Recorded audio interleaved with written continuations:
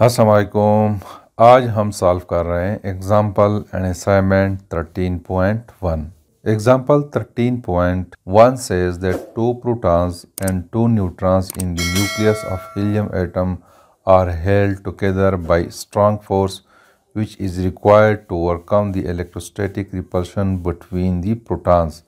The charge of each proton is equal to 1.6 into 10 to the power minus 19 coulomb.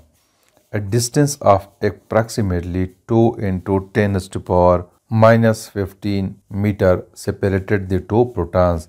Calculate the magnitude of electrostatic force between the protons. ये कहता है कि एक helium atom है जिसमें दो protons हैं, जैसे कि आपको यहाँ पे नज़र आ रहा है। एक प्रोटॉन ये है और एक प्रोटॉन ये है और दो न्यूट्रॉन्स हैं। तो ये एक हीलियम न्यूक्लियाई है। इसको आपस में होल्ड रखने के लिए, एक दूसरे के करीब रखने के लिए स्ट्रॉन्ग अट्रैक्टिव फोर्स चाहिए होता है।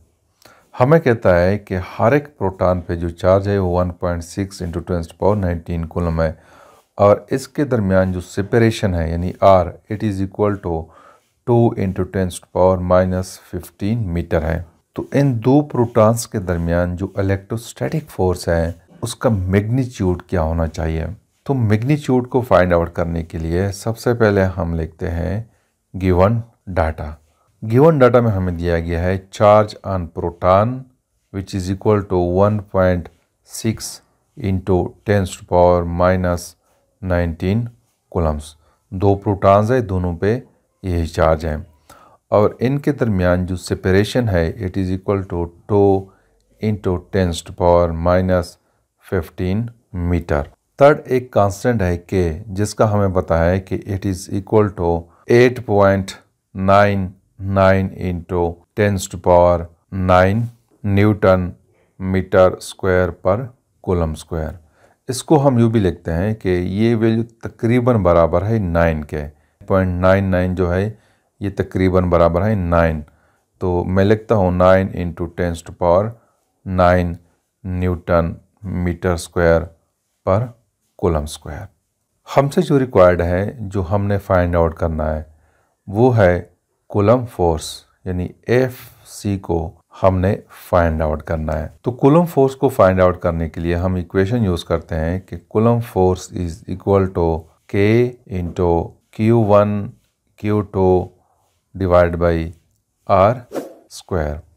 यहाँ पे Q1 जो है ये प्रोटॉन है और Q2 ये भी प्रोटॉन है।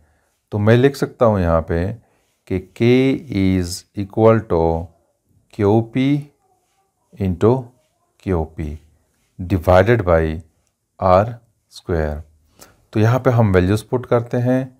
तो coulomb force it will be equal to 9 into 10⁻9 newton metre square per coulomb square और चार्ज ऑन प्रोटॉन जो है वो 1.6 इंटू 10⁻19 है और दूसरे पे भी यही चार्ज है 1.6 इंटू 10⁻19 डिवाइडेड बाई, इसको हम डिवाइड करते हैं बाई R और R हमें पता है कि it is equal to 2 into 10⁻15। तो इसका स्क्वायर हो जाएगा। अब हम क्या करते हैं कि ये ऊपर जो भी वैल्यूज़ है इसको हम कैलकुलेटर के थ्रू कैलकुलेट करते हैं। तो यहाँ से हमारे पास वैल्यू आ जाएगी। ये नोमिनेटर में जितनी भी वैल्यूज़ है उसको हम आपस में मल्टीप्लाई करते हैं तो वी विल गेट 2.304 इंटू 10⁻⁻28 और ये डिवाइडेड हो जाएगा बाई, इसका जब हम स्क्वायर लेंगे तो वी विल गेट 4 इंटू 10⁻⁻30। तो इसको जब हम आपस में डिवाइड करेंगे तो वी विल गेट 57.6 न्यूटन और ये तकरीबन बराबर है 58 न्यूटन के। तो मतलब यह है कि coulomb force between these two proton is equal to 58 Newton's और ये फोर्स बहुत ज़्यादा है।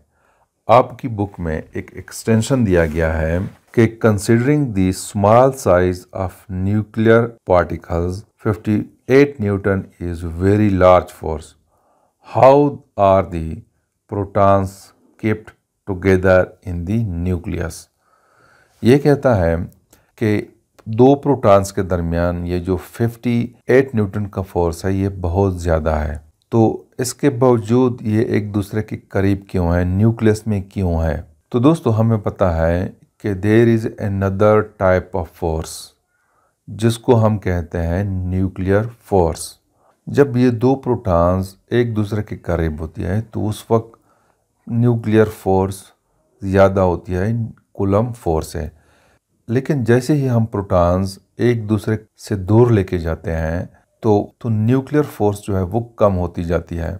इसी वजह से न्यूक्लियर फोर्स को हम शॉर्ट रेंज फोर्स कहते हैं। जब प्रोटॉन करीब हो तो ये स्ट्रांग होती है, जब सेपरेशन ज़्यादा होती है तो coulomb force Aahista Aahista increase होती जाती है। तो इस सिचुएशन में एक फोर्स है जिसको न्यूक्लियर फोर्स कहते हैं, इसकी वजह से protons are held together in the nucleus. अब हम सॉल्व करते हैं असाइनमेंट 13.1। ये कहता है कि small metal sphere with the charge of -2.10 into 10 to power -6 coulomb is brought near an identical sphere with positive charge of 1.50 into 10 to power -6 coulomb, so that the distance between the centers of two spheres is 3.30 centimeter. Calculate the magnitude of force that each charge exert on the other. ये कहता है कि एक metal sphere है जैसे कि आपको यहाँ पे नजर आ रहा है, इस पे charge -2.10 into 10 to power -6 coulomb है। इस चार्ज को मैंने नाम दिया है Q1। इस चार्ज के करीब बिल्कुल सिमिलर एक दूसरा स्फेयर है जिस पे चार्ज है 1.50 into 10 to power -6 कूलम, इसके करीब लिया जाता है और दोनों चार्जेस के सेंटर्स टू सेंटर जो डिस्टेंस है वो 3.30 सेंटीमीटर है। तो इसके दरमियान जो फोर्स है उसका मैग्नीट्यूड फाइंड आउट करें। तो इसके लिए सबसे पहले मैं लिखता हूँ गिवन डाटा, जो हमें डाटा दिया गया है वो मैं लिख लेता हूँ। Q1 जो है it is equal to -2.10 into 10 to power -6 coulomb और Q2 दूसरा स्फेयर जो है इस पे charge 1.50 into 10 to power -6 coulombs और R हमें दिया गया है it is equal to 3.30 centimetre. इसको हमने कन्वर्ट करना है इनटू मीटर।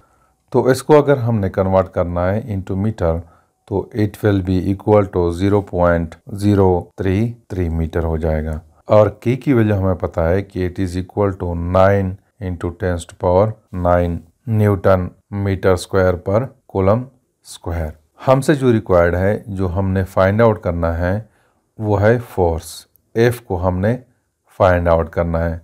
तो फोर्स को फाइंड आउट करने के लिए हम इक्वेशन यूज़ करते हैं कि F coulomb force is equal to K Q1 Q2 divide by R square. तो यहाँ पे हम वैल्यूज पुट करते हैं। FC is equal to 9 into 10 to power 9 हो जाएगा। Q1 जो है it is equal to -2.10 into 10 to power -6 coulombs और Q2 जो है it is equal to 1.50 into 10 to power -6 coulomb और ये डिवाइडेड हो जाएगा बाई R। तो R स्क्वायर है 0.033 और इसका ये स्क्वायर हो जाएगा। यहाँ पे मैंने माइनस साइन शो किया है। माइनस साइन का यहाँ पे मतलब है कि दो अपोजिट फोर्सेस है और अट्रैक्टिव फोर्सेस है। तो इसको मैं लिखता हूँ कि FC इज इक्वल टू, ये ऊपर जितनी भी वैल्यूज़ है इसको जब हम आपस में मल्टीप्लाई करेंगे तो इससे हमारे पास वैल्यू आ जाएगी 0.02838 और यहाँ पे माइनस भी है और नीचे 0.033 का स्क्वायर अगर हम लें तो यहाँ से हमारे पास आ जाएगा 0.0001089। तो इसको जब हम आपस में डिवाइड करेंगे तो वी विल गेट -26.033 न्यूटन। यहाँ पे माइनस साइन जो है it shows that force between two charges is attractive. तो इसको हम बगैर माइनस साइन की भी लिख सकते हैं। तो 26.033 न्यूटन। तो ये हमारे पास रिक्वायर्ड आंसर है।